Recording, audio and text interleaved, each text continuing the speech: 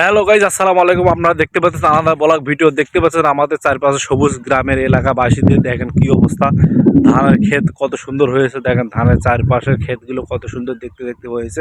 অবশ্যই দেখেন চারপাশে সবুজ আর সবুজ, আপনারা দেখে অবশ্যই আশ্চর্য হয়ে যাবেন যে আমাদের গ্রামে শুধু সবুজ আর সবুজে ধানের মাঠে দেখেন জমির কি অবস্থা। অবশ্যই ধান আর কিছুদিনের মধ্যে গামর হবে, ফুলবে। আমাদের অসৌন্দর্য এই সবুজ বাগানে দেখতে পাচ্ছেন চারপাশ দিয়ে। শুধু আমি একটা ব্লগ তৈরি করতেছি, অবশ্যই ব্লগটা দেখার জন্য অবশ্যই ভালো হচ্ছে কি না হচ্ছে আপনারা অবশ্যই কমেন্টে জানা দিবেন। আপনাদেরকে অসংখ্য ধন্যবাদ। দেখেন গাছ ধান কত বড় হয়ে গেছে, ধানের গাছগুলো কত বড় বড় হয়ে গেছে। আমি তো প্রথম দেখেই ভাবছি এগুলো ধানের গাছ, আসলে আশ্চর্য দেখে কাছে যা দেখি এগুলো ধানের গাছ না, এগুলো হলো ঘাস।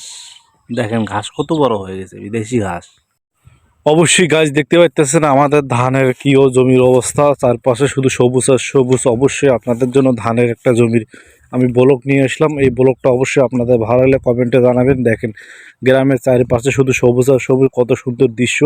আপনারা দৃশ্যটা দেখলে অবশ্যই ভালো লাগবে। দেখেন আমাদের চারপাশে শুধু সবুজ আর সবুজ, কত সুন্দর ভালো লাগে। অবশ্যই যারা শহরে থাকে অবশ্যই তারা গ্রামের কিছুটা হলেও অনুভব করতে পারবেন। অবশ্যই ব্লগটা ভালো লাগে অবশ্যই আপনার কমেন্টে জানা দিবেন ইনশাল্লাহ।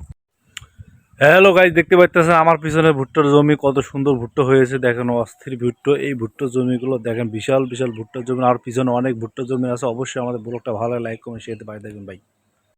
আপনারা দেখতেছেন চারপাশে ঘাসের জমি, কলার গাছ দেখতে পাচ্ছেন, আরা জঙ্গল, কত সুন্দর একটা দৃশ্য আপনাদের মাঝে তুলে ধরতেছি। দেখেন আপনারা আমাদের আড়ার বাঁশ গাছালি দেখেন, আমের গাছ, কলার গাছ দেখেন, কত সুন্দর সুন্দর দৃশ্য গাছগুলো দেখতে পাচ্ছেন গাইস।